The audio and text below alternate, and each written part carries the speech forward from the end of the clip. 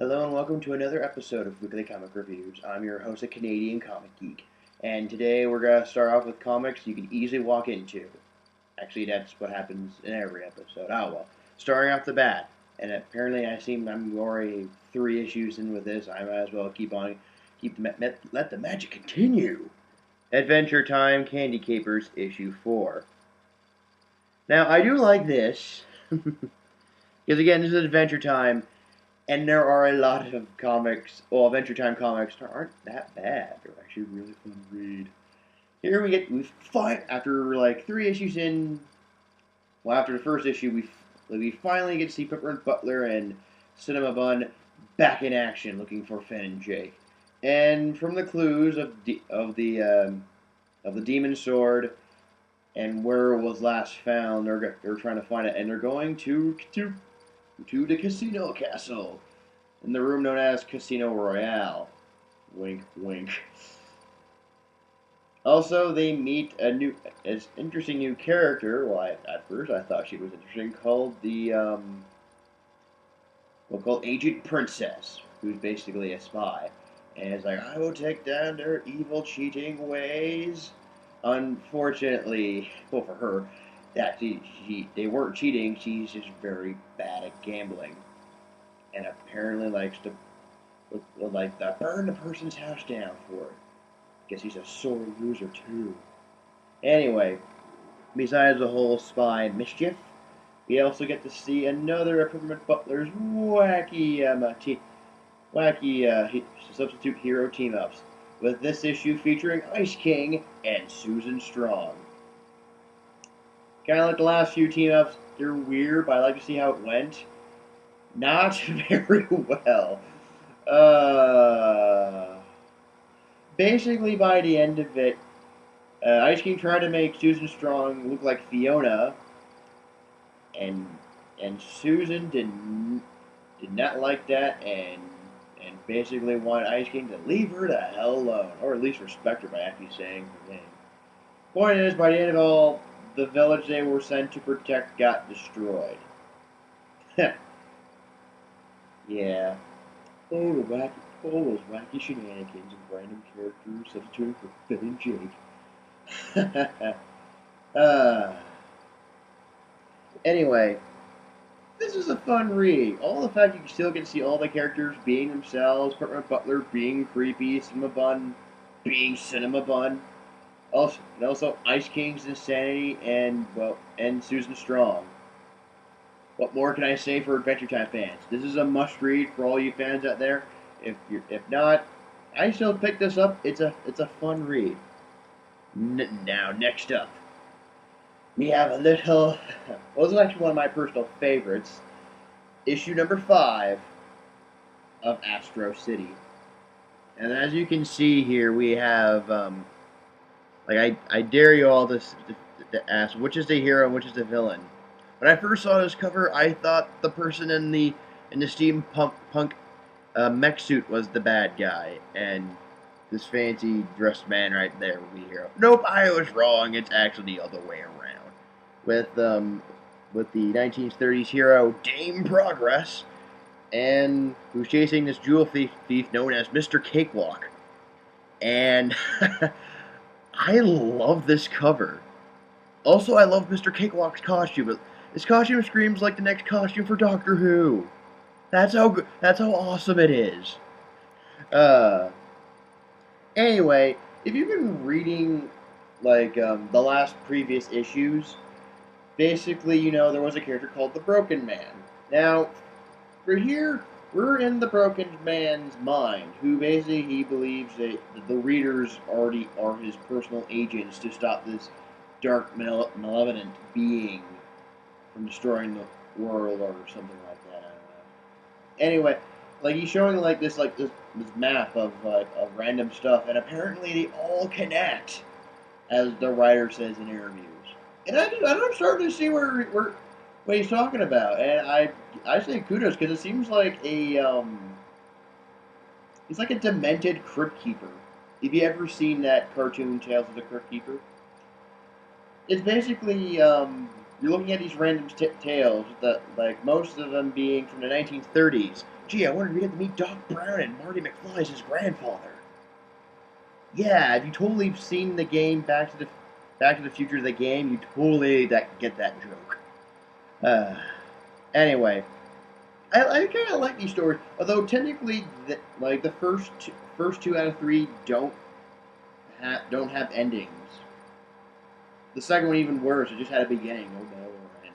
Mostly because the Broken Man interrupts and saying, "It's very rude. How dare you look at these other stories? Are you mad? Do you want the bad guy to know you're here?" Which I actually do like. I just love his insanity. I love the insanity that is Broken Man. Him as with the brightly noticeable colors and his 80s like hair. Also, I do like the fact that the ending part where you do see Dame Progress, like trying to chase down the jewel thief, Mr. Cakewalk. Which by the end of it, she figures Mr. Cakewalk is not a bad guy. He actually helped me save the day. Nice. All in all, like any issue of Astro City that I've been reviewing for these past few videos, these are a must-read. I can't stress these enough. If you do find, like this issue and the previous other issues, pick these up. These, I can't stress how great a read they are. With the fantastic cover art, the interior art not as good as the cover art, but still just as good. With fantastic writing, and it's just, my God. Like, I actually had a lot of fun reading this. Even though, like, it seemed like it was just all over the, like, walls from here to there and everywhere. It's just, again, I had fun reading this, and if you ever do find it, pick it up. It's not bad. Alright. Here is a little confusing for me. Don't act, well, actually, not for me. That's a lie. Sorry. Like, this is technically part one of a new story arc, but again, this is actually a continuation from the previous story arc, which is like Act 2, which makes a little sense to me, because it, again, anyway, like, you'll get the idea. Like, this is actually a fun read to get, like, to jump into, but you want to pick up the last three issues just to get what was going on. The issue I'm talking about is Batman, issue 24. Now, Batman, like, right now, the current story arc is part of Zero Year, which is basically, like, the year, like, before the Justice League gets formed, and so basically, this is 2005. Yeah, weird. And you just see, like, Bruce Wayne trying to save Gotham before he becomes Batman. Now, at first, when they're trying to keep, like, when I heard about New 52, and they're basically Batman barely gets touched kind of thing, like, they wouldn't change, like, Batman Year 1 or anything like that, reading Zero Year was very confusing. Well, for me, anyone who actually have seen or read Batman Year 1. But, like, after reading issue 20, like, after reading this particular issue, and also, hearing a few interviews from the writer saying, like, he tried to keep everything, but later on he just said, screw it, and just went with it his own way, grabbing, like references and things that were part of, like, Batman's origins, and just revamped it, and made it all connect, and it works! Seriously, if you haven't even if you haven't read the previous three issues, this is a hell of a great read.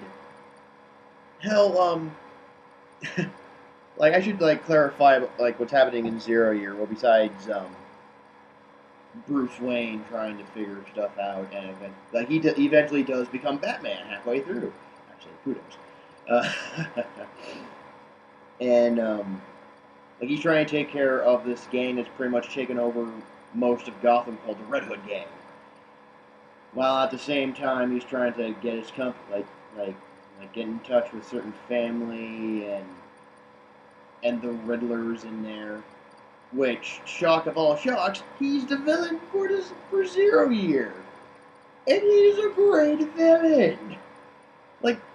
Like, I know, like, there's, like, people were saying, well, Joker or Bane, or, okay, maybe not Bane, but, like, what about Joker or Two-Face?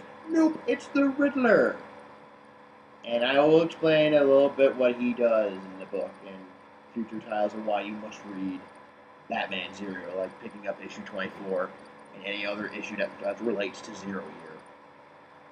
Like you see like Batman funny playing on the costume, having that look that Scream someone drew like the modern 2005 look. I say that because from comics in 2005, everyone had like similar costumes of like the trims on the side of their costumes. It's something. But I do like this because like for like certain Red Hood gang members, the way when they saw Batman, I just like let me put this in the words of Markiplier, a YouTuber who reviews who does Let's Plays and video games. He goes, "No, thank you. Go away. Don't hurt me. No, no, no, no, no. Little piggy, no, no. Little piggy, go home." Okay, maybe not that last part, but you get the idea. uh, like Batman looks frightening. I love it. Oh man. And you do see Red Hood, although personally, in my opinion, I did not like that the leader of the Red Hood gang, Red Hood 1, that his hell helmet only covers up to here. So it looks like he tried to put the whole thing on and it just got stuck right around where you can see the lower part, like this you see his chin. It kind of looks stupid in my opinion, but again, this is again, he was actually an entertaining villain. I just didn't like how his helmet fit his head. And I don't know who the leader of the Red Hood gang is.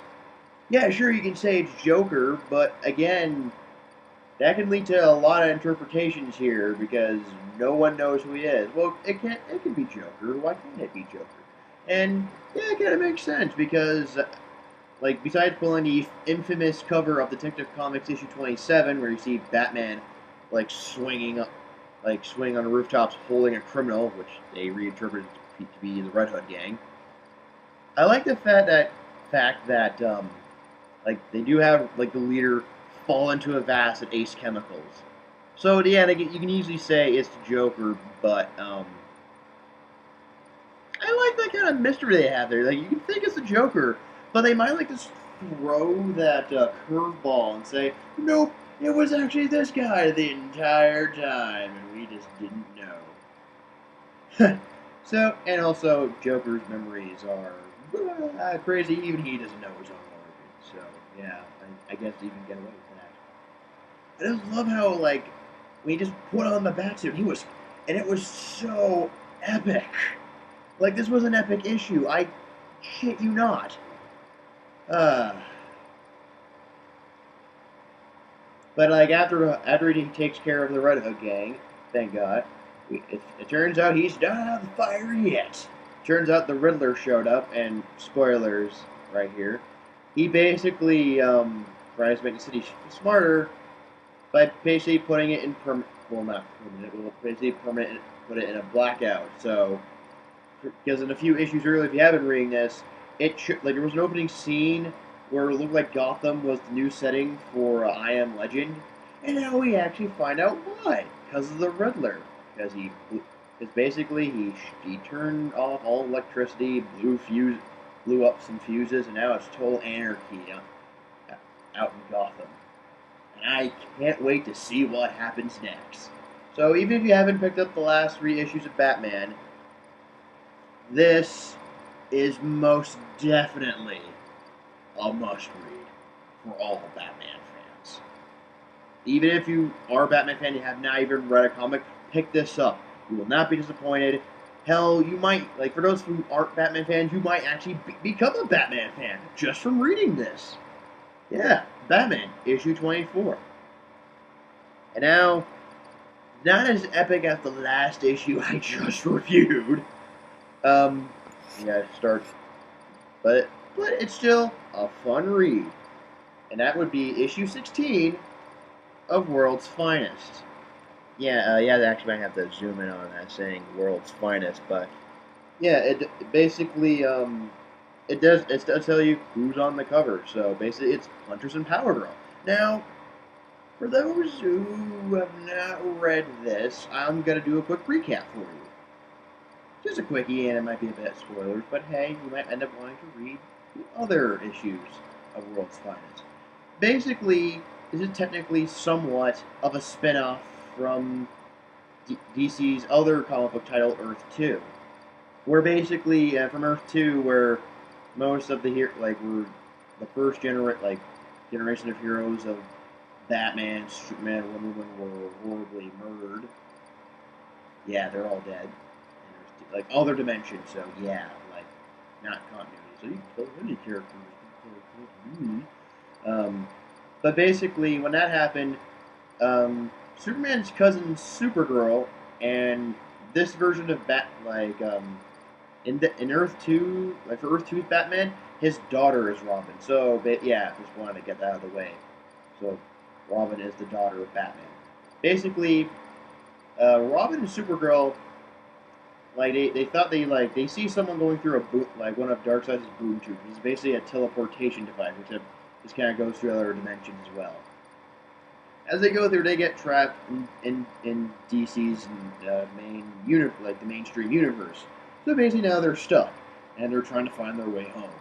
And while that's happening during the 5 years, they grew up a little bit more, and basically they changed their names to Supergirl became Power Girl, and Robin became Huntress. And I can say this is a fun read. I love the fact how these characters interact with each other. Also, how they interact with the new and strange world. There's stuff they do know, but it's also at the same time completely different. Anyway, they do find out that the bad guy from Apocalypse, called Desaad, who is one of Darkseid's generals, he's also trapped on Earth. But at the same time, he's while he's trying to find his way back to Apocalypse, he's also sabotaging Power Girls' company. Yeah, and during the 5 years, she started a company and called herself Karen Star. She basically tried to use all her money and stealing technology to basically buy technology in a sense to develop a device to find her and Huntress's way home. And for Desaad, he just sends his minions and brainwashed henchmen just to go up there and just break shit. Literally, he sends a superpowered being to destroy the portal, destroy the device, ends up sending soldiers to basically rob Karen's home, then pretend to be the missing Michael Holt and try to sue her. Then he got them to make us think they're crazy. Power Girl and Huntress are crazy, and basically destroyed Power Girl's homes and all of her friends and loyal employees who were at her home. Sad. But by the end of it, they do find Desaad. They do battle him. He basically says he basically has a one-up on them, so he sends them away. He sends them away on Earth, so they're having a hard time trying to find him. But at the same time, Power Girls' powers have turned off. So basically, she's Powerless Girl now. Yeah. So let's see what happens in this current issue. Okay, for this one, you do see Huntress being a badass when it comes to running into fire, saving people, and chasing down this weird bald ninja girl who can create energy items like daggers or surfboards, and able to defy physics, basically just slide across water without sinking, and also dodging at the same time. So that's actually a fun chase to see if you're just want to see a superhero chase. Also, for the fact after reading the previous issue, Power Girl's powers are, instead of just being turned off, they've gone wonky. So they go on and off every now and then. So basically, she's powerless, and when she thinks she has her guard down, oops, broken a glass because her super strength came back. It's weird. It just turns on and off. So when she gets used to it, it's damn it all! Damn you, superpowers! Why don't you work for me for once? And I like how you get to see a new side of Power Girl where she's struggling, because she's struggling being out of her comfort zone. And I like how let me see how the rest of this comic goes, actually. Um, if you have been reading World's Finest, again, this is a must-read. Or you can just pick it up for a fun read if you're... It might get you interested to see what happens next, or it makes you want to... it's like one of those comics that makes you want to read more and get to know the characters and see what the hell is going on. So, yeah, this is a fun read. I wouldn't be disappointed if, you would not be disappointed if you read this. Now, thank you all for watching. I have been your Canadian Comic Geek, and I will see you in the next video. Bye-bye!